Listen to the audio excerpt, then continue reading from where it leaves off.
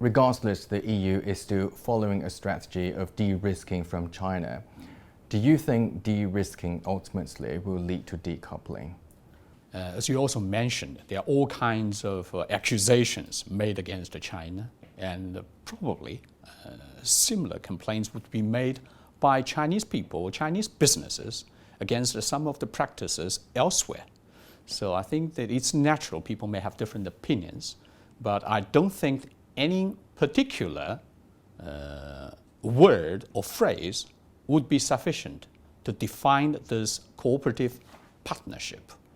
And what is important is to really discuss the real issues.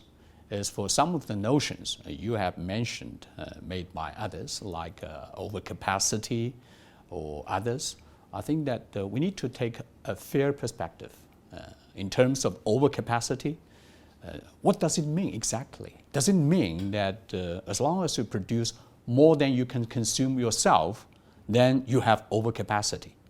If that is the case, then there will be no international trade at all, because we may see that even in Europe, I think that about 80% of German cars are built for exports. It's not for German use, and not even just for the European use.